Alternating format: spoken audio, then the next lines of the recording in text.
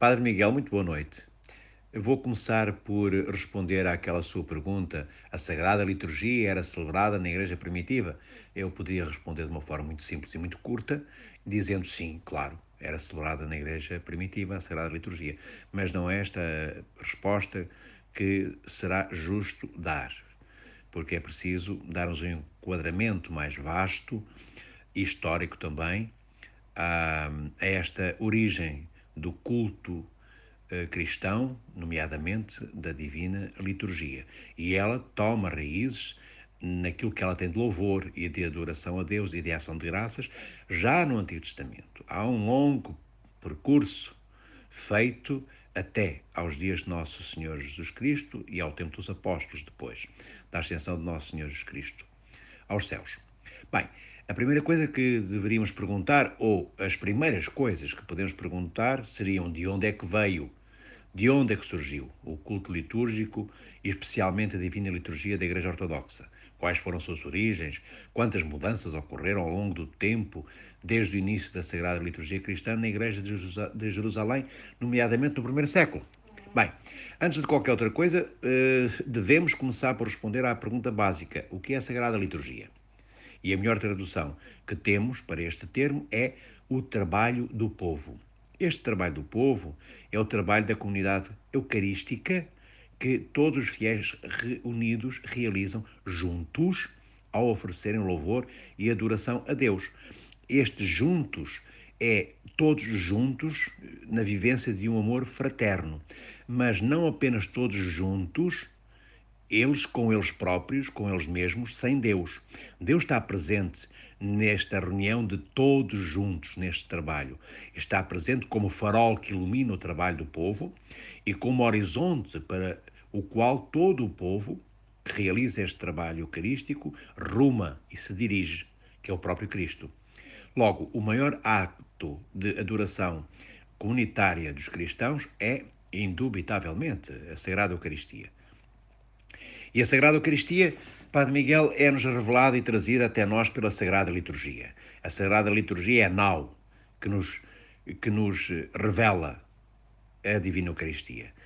A Sagrada Liturgia, e através dela, da Sagrada Liturgia, naturalmente, alcançamos aquilo que almejamos, que é essa intimidade e essa com Deus e essa íntima comunhão com o nosso Criador e com o Deus triúnico, com o Pai, com o Filho, com o Espírito Santo e com o seu povo. A Sagrada Liturgia Eucarística é tão central, tão fulcral na vida dos cristãos que um dos maiores padres apostólicos, que foi bispo e mártir cristão do primeiro século, Santo Inácio de Antioquia, a chamou a Divina Eucaristia de o remédio da imortalidade e o antídoto para a morte. Este padre apostólico vem no contexto de todos os padres apostólicos, penso que já expliquei anteriormente, padres apostólicos não são presbíteros, não devemos entender este termo de padres apostólicos, estes termos, como presbíteros, como sacerdotes presbiterais, mas como bispos.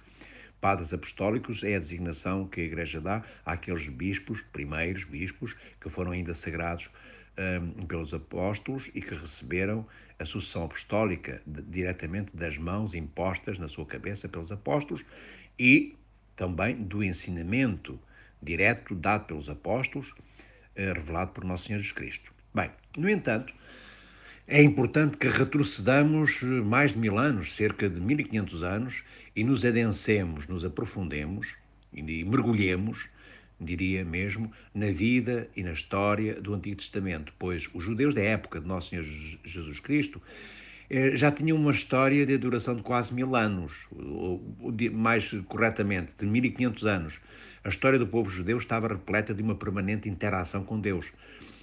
Deus esse que os chamou para serem o seu povo e lhes revelou e lhes ministrou, lhes deu instruções bem específicas, bem concretas, quanto às ofertas e, sobretudo, quanto aos sacrifícios que faziam parte da maneira como ele, Deus, deveria de ser adorado pelo seu povo, pelo povo judeu.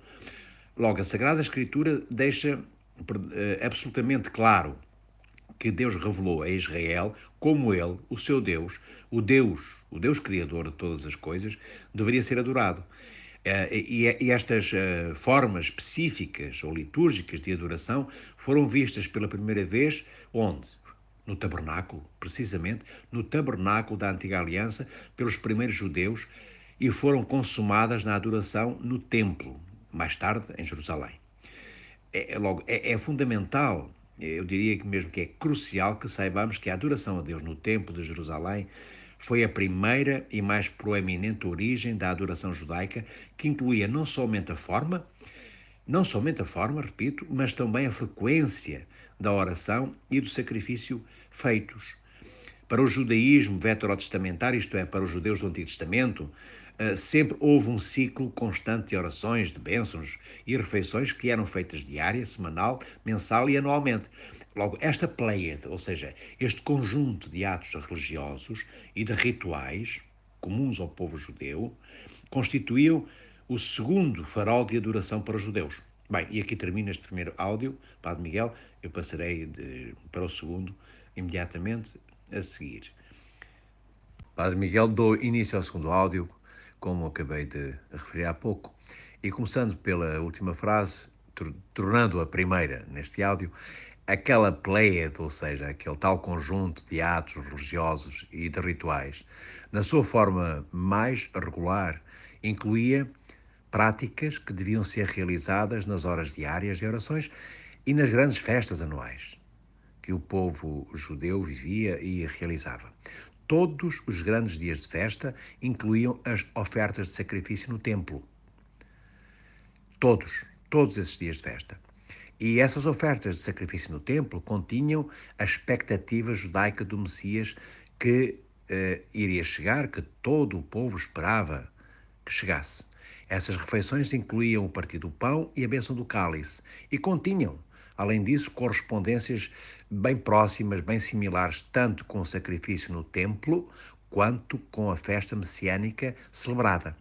Logo, o culto sinagogal, já muito antes de Nosso Senhor Jesus Cristo, tinha o seu complemento necessário no ritual das refeições, como, por exemplo, na refeição que era realizada diariamente com toda a família. E mais ainda, pelo menos no tempo de Cristo, as refeições daquelas comunidades de fiéis reunidas por uma expectativa messiânica comum. Havia aquilo que podemos designar, que podemos chamar de liturgia da refeição, para as orações das refeições. E, em princípio, estas orações eram obrigatórias para todas, sublinho, para todas as refeições diárias. Logo, este ritual da oração doméstica assumiu a magna, grandiosa e sublime importância nas refeições familiares e principalmente nas refeições dos dias santos, daqueles dias que eu já referi anteriormente, que eram os chamados dias festivos. E vemos isso onde? Vemos isso na estrutura da Última Ceia, por exemplo, assinalada por São Lucas, a qual espelha a liturgia da refeição praticada no judaísmo da época. E essas orações inerentes à refeição familiar e comunitária e a sua estrutura interna, quero dizer, a forma como ela era observada, praticada e cumprida, contribuíram diretamente para a formação, para a estrutura e também para a constituição da celebração cristã do primeiro século, tomando como modelo a última ceia, a ceia de Nosso Senhor Jesus Cristo. Logo, o centro de adoração inicialmente foi a sinagoga. Para os israelitas ou para os judeus, digamos, medianos, o templo era um local de adoração apenas em determinados dias do ano. E mais especificamente, era antes, durante e depois um local de sacrifício. Durante o cativeiro da Babilónia, é importante que o assinale, a adoração no templo era impossível. E apenas uma pequena nota, para quem não sabe. O cativeiro começa no ano 597 a.C. e termina no ano 537. Refiro-me ao cativeiro da Babilónia. Bem, surge então uma nova forma de adoração. Uma forma centrada na adoração na sinagoga, mas sem o elemento sacrificial que acontecia apenas no templo e com um forte elemento didático e pedagógico de ensino e também, não só de ensino, mas também de recordação.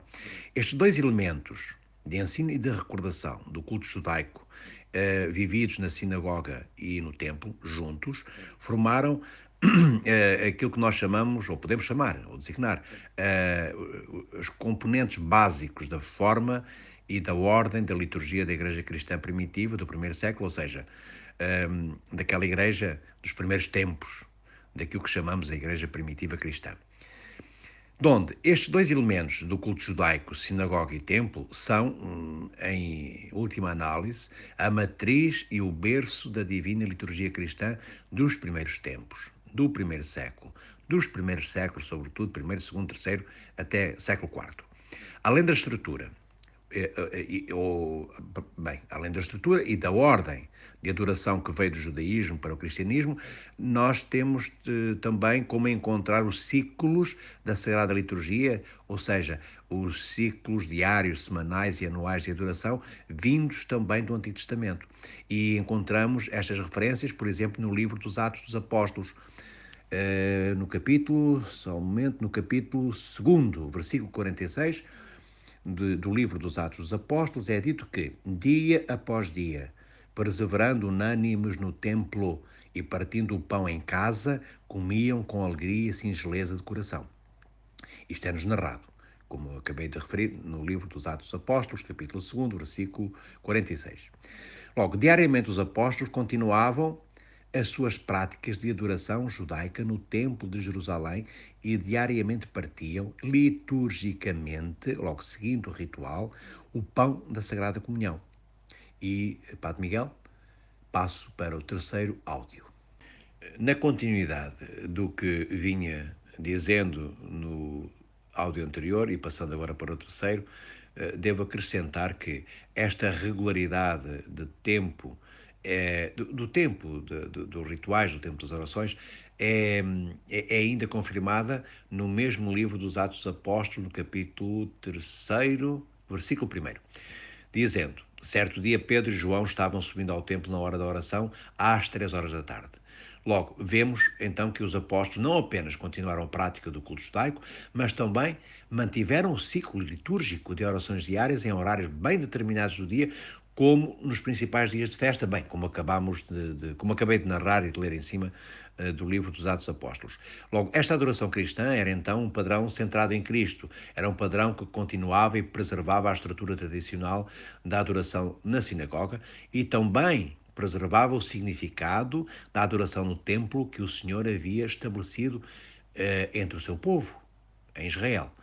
Essa estrutura básica incluía as práticas de liturgia, do batismo e a festa pascal, sobretudo, não é? A festa pascal do Antigo e do Novo Testamentos, que se tornaram depois a divina Eucaristia. A continuidade, podíamos dizer, dos rituais de adoração no templo e na sinagoga caracterizaram a Igreja nos seus primeiros dias, no primeiro século, sobretudo. Bem, e nos seguintes também, mas sobretudo no primeiro século, e a forma da oração na sinagoga tornou-se a ordem e a adoração básica da Igreja Cristã. Esta estrutura foi estabelecida muito cedo, durante a era do Novo Testamento, enquanto a Igreja era ainda vista essencialmente como o quê? Como uma seita judaica. Era vista como uma seita messiânica que acreditava em Nosso Senhor Jesus Cristo, mas era caracterizada por uma seita no contexto dos judeus do templo e não só.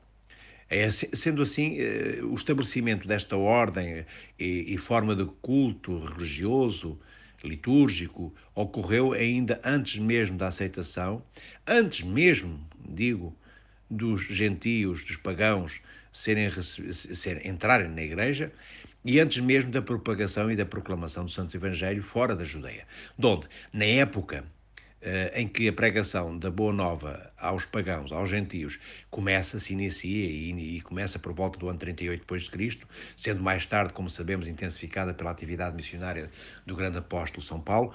Esta ordem, dizia eu, esta ordem foi estabelecida e aceita como a forma de adoração cristã. Na forma básica, podemos afirmar, Padre Miguel, na forma básica da sinagoga, foram misturados muitos elementos do templo, é evidente, bem como alguns elementos exclusivamente cristãos. Em relação ao templo, na Antiga Aliança, é importante que entendamos duas coisas que são relevantes acerca da sua adoração a Deus, da adoração praticada no templo. Em primeiro lugar, o principal tipo de atividade cultual, religioso, litúrgico, realizado no templo era o sacrifício. O ritmo da e na vida espiritual da maioria dos judeus do Antigo Testamento era a celebração dos dias de festa santos, como já referi anteriormente, e a seriação ou a ordem das suas ofertas correspondentes. Deus determinou e Deus deu instruções bem precisas, bem rigorosas, nos livros do Êxodo e do Levítico, instruções estas que descrevem com pormenorizado detalhe a única, Padre Miguel, a única, não havia outra, a única maneira pela qual a adoração deve de ser oferecida a Deus. Não segundo critérios subjetivos, espontâneos, ou fruto da espontaneidade ou da subjetividade pessoal, mas segundo as instruções rigorosas, estritas, dadas pelo Deus Criador, dadas pelo Deus que é adorado e louvado pelo seu povo. Em segundo lugar, temos a adoração a Deus prestada no templo. Era uma adoração com analogias, isto é, com semelhanças, com imagens muito próximas da adoração celestial prestada pelos anjos a Deus. E, de facto, toda a adoração cristã, na sua amplitude, deve de retratar, manifestar, eu diria, refletir a adoração realizada no céu. Bem, e aqui concluo, Padre Miguel, este áudio. Padre Miguel, passo para o áudio quarto. E, na continuidade do que vínhamos falando, se lermos com toda a atenção, a Sagrada Escritura revela-nos muitas semelhanças com a adoração celestial. Isto a propósito do que terminámos no áudio anterior, relativamente às semelhanças e às analogias com a adoração celestial, a adoração dos anjos. Há descrições disto proclamadas por Deus, através dos seus profetas Isaías, no capítulo 6º do seu livro, do profeta Daniel, capítulo 7º, e no livro do Apocalipse, nos capítulos 4º e 5º, em que é dito: E ao redor do trono havia 24 tronos, e vi assentados sobre os tronos 24 anciãos vestidos de vestes brancas, e tinham sobre as suas cabeças coroas de ouro. E do trono saíam relâmpagos, e trovões, e vozes, e diante do trono ardiam 7 lâmpadas de fogo, as quais são os 7 Espíritos de Deus. Donde a adoração de Deus na terra foi conformada e modelada e moldada de acordo com a adoração celestial. O livro do Êxodo, no capítulo 25, versículos 22º e 27º, dá-nos informações detalhadas sobre a natureza da adoração no templo judaico, incluindo a própria estrutura física do templo e as suas dimensões, instruções para a construção da Arca da Aliança, para a decoração interna do tabernáculo, dá-nos detalhes sobre os paramentos dos sacerdotes, igualmente nos fornece detalhes sobre o uso de incenso, faculta-nos ainda pormenores acerca da mesa dos pães da preposição, do candelabro, das ofertas diárias, uso do óleo da unção e uso das imagens e por aí fora. Precisamente no livro do Êxodo, capítulo 25, versículos 22º e 27º, podemos ler: Ali eu me encontrarei contigo e de cima do propiciatório, do meio dos 2 querubins que estão sobre a arca do testemunho, falarei contigo a respeito de tudo o que eu te ordenar para os filhos de Israel. Faz também uma mesa de madeira da acácia. Bem, interrompendo a leitura do livro do Êxodo, Padre Miguel, esta mesa de acácia era a mesa dos pães da preposição, da qual já falei. Bem, e continua, ainda no mesmo livro do Êxodo, dizendo o seguinte, no capítulo 25º, capítulo 17º, em que é mencionada a ordem de Deus a respeito da construção da Arca da Aliança, em que é dito, e lemos o que está escrito: também farás um propiciatório de ouro puro. O seu comprimento será de 2 côvados e meio e a sua largura de 1 côvado e meio. Inclui a ordem ainda de fazer 2 querubins de ouro, entre os quais Deus disse que Deus, Padre Miguel, se encontraria com o seu povo. E vemos isso no livro do Êxodo, capítulo 25, versículo 22, em que Deus diz a Moisés: ali, no propiciatório, no meio dos dois querubins que se encontram sobre a arca, eu me encontrarei contigo no tempo certo, perdão, e falarei a ti dentre os dois querubins que estão sobre a arca, que contêm o testemunho da aliança, a respeito de tudo o que te ordenei para os filhos de Israel, encontrar-me-ei contigo e falarei contigo de cima do propiciatório entre os dois querubins. O propiciatório, Padre Miguel, mais não era do que a tampa da Arca da Aliança.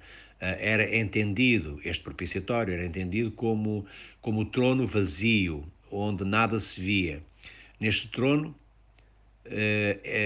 em que Deus se tornava presente, era o lugar do qual e de onde Deus se comunicava ao seu povo. Deus falava diante dos querubins, invisivelmente presente no seu trono. Era dali, como disse, que Deus falava, era dali que Moisés e depois Arão e Samuel ouviam a voz de Deus e através deles, Deus, como disse, comunicava-se, comungava com o seu povo, instruía o seu povo, manifestava-se ao seu povo, não direta, mas indiretamente, através de Moisés, Arão e Samuel. Aqui, no propiciatório, isto é, na tampa da Arca da Aliança, o sangue da expiação era aspergido todos os anos. E podemos ler várias, ou melhor, bastantes instruções de Deus dadas a Moisés para aspergir com sangue o propiciatório. E para quem quiser e tiver interesse em ler de forma exaustiva, isto que acabei de referir, que está conectado com o que acabei de referir, pode encontrá-lo no capítulo 16, versículo 34 do livro do Levítico. Logo, a Arca da Aliança original, que desapareceu no exílio, continha as tábuas da lei, um vaso com maná e a vara de Arão, do sumo sacerdote. A Arca da Aliança, Padre Miguel, era entendida tanto como o lugar do sacrifício, quanto como o lugar de onde Deus falou. Logo, era um lugar santo, era um lugar sagrado, era um lugar do invisível, que permanecia invisível, mas que se tornava presente através da presença do Espírito Santo, naquela nuvem que se formava em cima do propiciatório, e a voz do Deus triúnico era ouvida. A voz do Criador era ouvida por Moisés, por Arão e por Samuel, nos exemplos que dei, mas inicialmente por Moisés. E aqui termino, perdão, este áudio. Na continuidade do que vinha dizendo acerca da Arca da Aliança,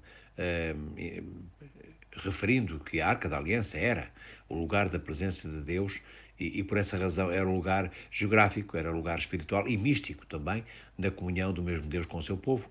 Esta é uma das razões pelas quais nas igrejas ortodoxas existem as representações de dois querubins que estão colocados atrás do altar nas igrejas ortodoxas, no qual o pão e o vinho, isto é, altar esse no qual o pão e o vinho são consagrados para se tornarem depois o corpo e sangue do nosso Senhor Jesus Cristo, que foi sacrificado por toda a humanidade, e não só por toda a humanidade, mas também por toda a criação de Deus. E entre e diante deles, desses querubins, está o altar onde se realiza a comunhão da Divina Eucaristia.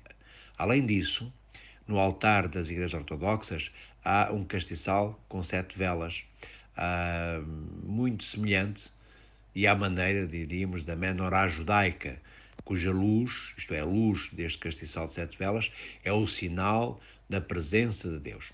A menorá era, na antiga lei, um candelabro, ou um castiçal, como queiramos chamar, com 7 braços e um dos principais e também um dos mais difundidos símbolos do povo judeu.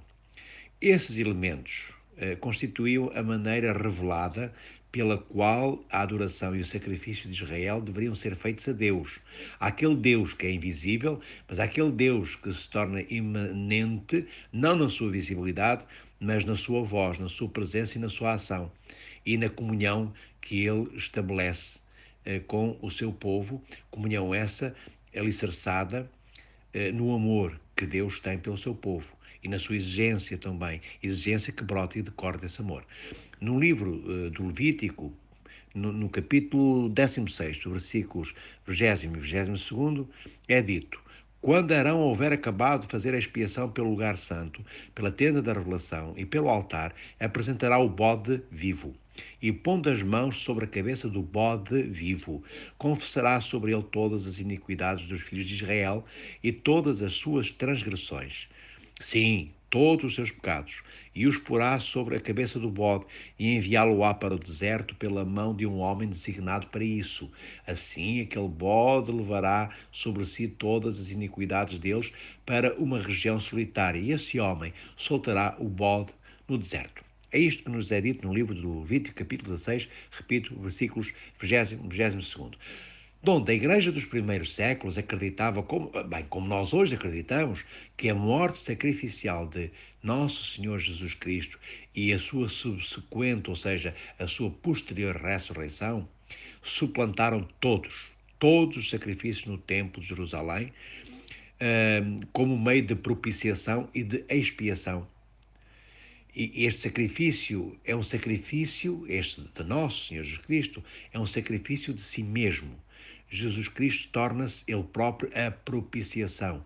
Ele próprio é a intercessão. Ele mesmo a mediação por todos os pecados da humanidade. No Evangelho de São João, capítulo 1, versículo 29, é dito pelo apóstolo: Ele é o Cordeiro de Deus. Ele, Cristo Nosso Senhor, Ele, repito, é o Cordeiro de Deus que tira os pecados do mundo.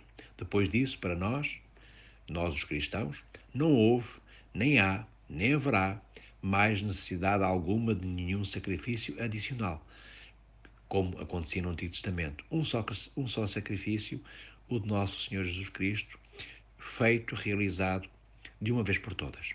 A boa nova de Jesus Cristo, nosso Senhor e Deus, é que nele todos os pecados são perdoados e nele os cristãos são reconciliados com o Pai.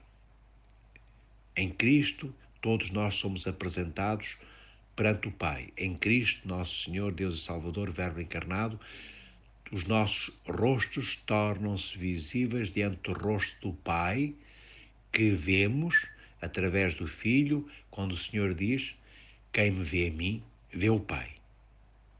Saímos da invisibilidade com Cristo, saímos do anonimato e erguemos-nos como filhos diletos de Deus, reconciliados com o Pai através da morte, crucifixão e ressurreição de nosso Senhor Jesus Cristo.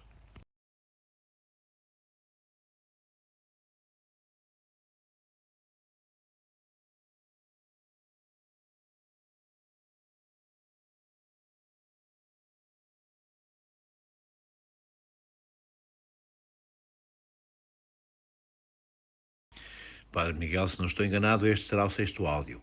Bem, e como podemos começar por perguntar, então, por que razão continuar qualquer uma das práticas do templo? Porque é que os primeiros cristãos fizeram isto?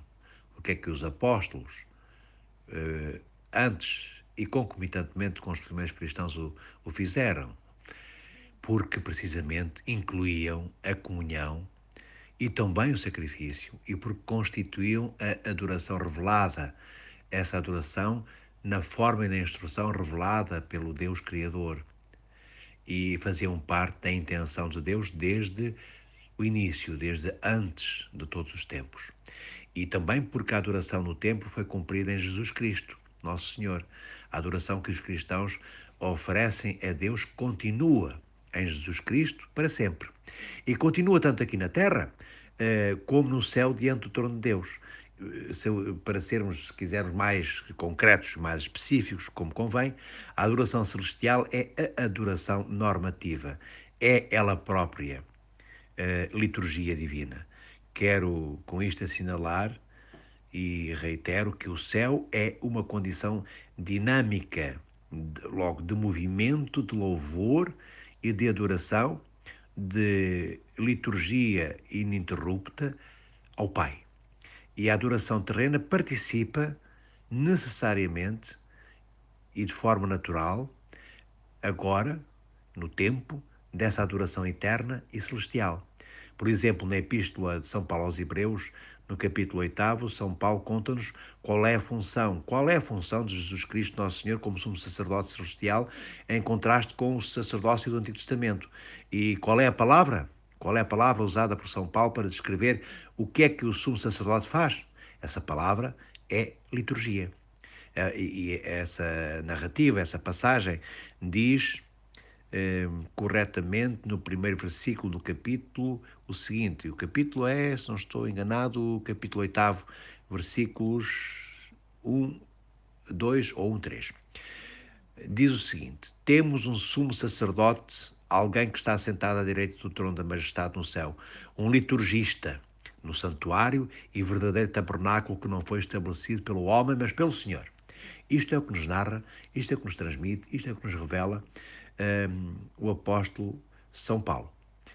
A adoração no céu, a liturgia que se celebra celestialmente, foi estabelecida para sempre pelo próprio Deus.